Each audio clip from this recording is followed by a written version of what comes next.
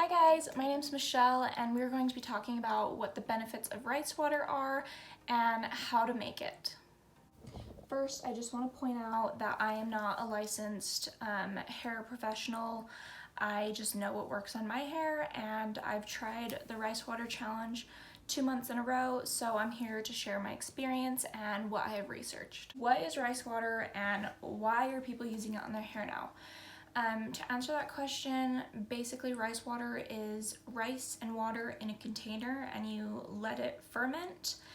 People are doing this because there's a group of women back in the ancient times in Japan and some in China who used to wash their hair in fermented rice water. They just kind of let it sit there all day and ferment. I don't know how long they left it there to ferment, but it was like part of their ritual to wash their hair in this bath of rice water. And they have floor length hair, like beautiful black long hair that goes all the way to the floor. So people are saying this is what made their hair grow and we should do this on our hair. I'm gonna hurry and show you how to make rice water first, and then we will get into the details later if you want to stay tuned.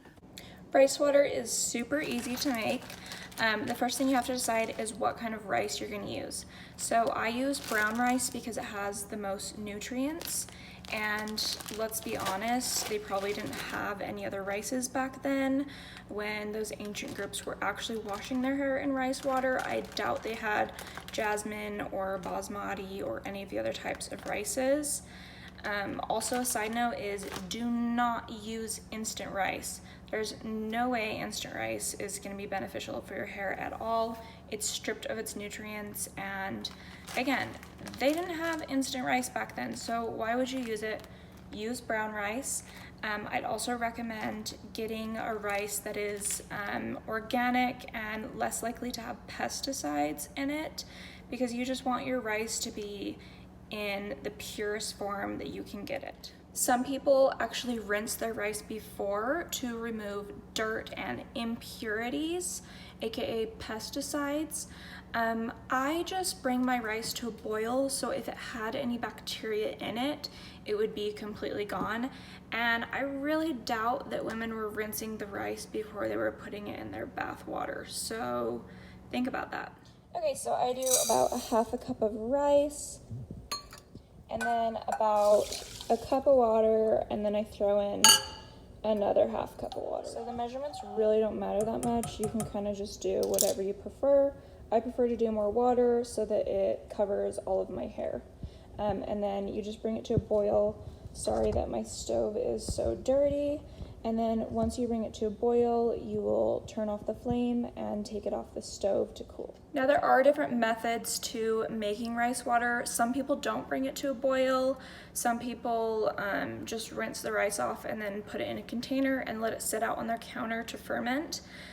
You can either make a rice water wash where you just leave it overnight, 12 hours, and that seems like research says that it has about the same effect as letting the rice actually ferment. So however long you let it sit is up to you. I would actually recommend fermenting the rice, like leaving it for a few days or even weeks, because that's traditionally probably what the women were doing back then, and we're trying to do what they did. We're trying to replicate what those women did, and I really doubt they were making new rice each day. So now that it's cooled down, you are going to dump the rice water, rice and water included. I'm going to use a spoon to scoop this out. And you're going to put it in a container. Now I use this like jar type thing with this lid, and I can kind of like control in the shower, like if I put it like that, then no rice falls out. But let's talk about containers now. So there are two types of containers that you could use for rice water. One, which I need to switch to, is a jar, and then you poke holes in those little tin lids and then screw it on and let it soak in a jar, because then when you dump it on your hair in the shower, no rice will fall out, which is crucial because rice is terrible for your drain. it will expand and then be stuck in your shower drain. So don't be using any containers where little things of rice can spill out into your shower drain. Just use a container, poke holes in it so no rice can get through, just the water, and then you can pour that on your hair in the shower. Or the second container you can do is use a spray bottle, get a little bottle that you can fill with rice and water, and then you spray all over your hair in the shower. The only thing that sucks about a spray bottle is usually they don't have wide openings. They usually have like a tiny little opening in them. And then you have to use a funnel to get your water and your rice in. So I would really recommend the jar option if you have a jar laying around your house. Something that is also controversial with the rice water is whether you put it in your fridge now or whether you don't. So what I've been doing is I now put this bottle in my fridge overnight, leave it for at least 12 hours, and then I'll wash my hair the next day or a few days later. I feel like now I should just be putting it on my counter because let's get real, like those girls back then weren't putting the troughs of rice water in their fridge. They were just leaving it out in the sun all day or in their shack to let it ferment. So I just say leave it on the counter, let it ferment. I know the smell bothers a lot of people, but you know, beauty's tough. You just have to work through life and don't let the smell bother you. If you can do anything about it, put orange peels in it or maybe even banana peels. And some people say essential oils, but I would be really picky with your essential oils. I would only use like lavender or maybe citrus scents because I know tea tree can have different effects on your hair, and I don't know what other oils do, but be picky with your oils if you're using essential oils. But you know, mine never stinks because I just leave it overnight or a few days and it doesn't actually ferment to the point where it smells bad. So write in the comments below if you've tried it and if you put anything in yours to make it smell better. Okay, what is so great about rice water? Does it really make your hair grow? What's in it that makes your hair grow? What's my experience with it? And who should be using rice water? Let's cover all those questions right now.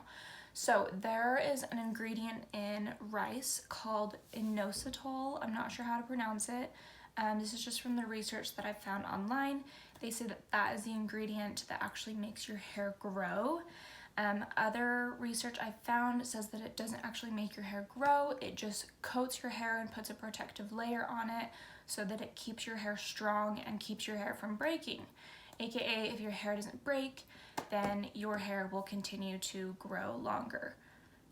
There's also lots of other vitamins in rice. Some people are saying that it's high in protein. So rice water is basically a protein treatment for your hair.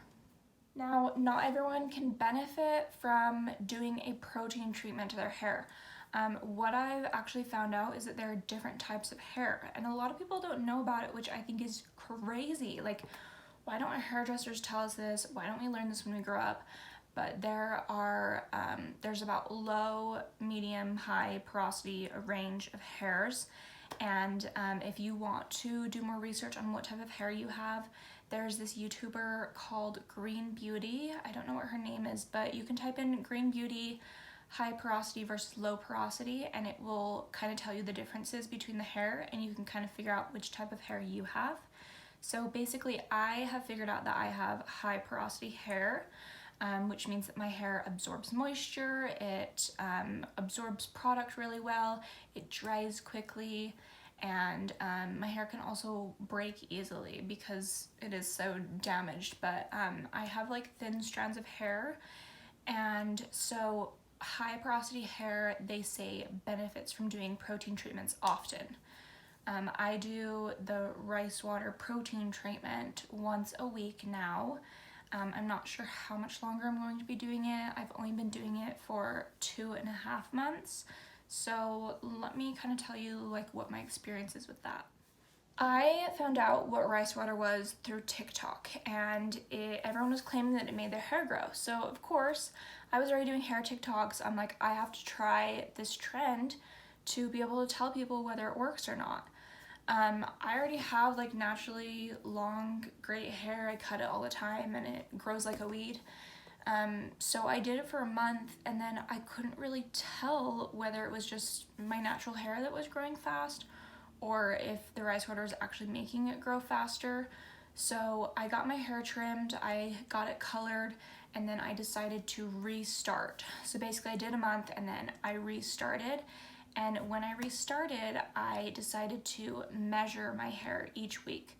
So what I would do is I would do the rice water wash once a week. I wash my hair about like 4 days, sometimes 3 days. It kind of just depends, but I would do the rice water wash once a week. And I did that for about a month and a half. So I did about like 6 times. And wow, like the third and fourth week, my hair was growing a half an inch each week, which was just crazy. Basically, I had good results from the rice water treatment. Will I be continuing to do it? Probably not. It'll probably become one of those things where it's like I do the rice water wash once like every 2 months, just because it's so like draining. Like it's just annoying to have to remember to make the rice water wash, and I already have great hair before I did the rice water wash. So I think if my hair is looking damaged or brittle, then I will put that in my routine again to strengthen my hair. But as of now, I think I'm just going to continue with my old hair routine and ditch the rice water. Thank you for watching my video. I really hope that this information was beneficial to someone. I do have a hair blog post series on my blog, sunkissedandblue.com. That's just like a series of my healthy hair tips, what products I use, like how I wash my hair, rice water, stuff like that. So go check that out. I do a ton of hair videos on TikTok if you're interested in those. And be sure to like my video, subscribe to my channel because I'm going to be doing more hair YouTube videos. So thanks for watching.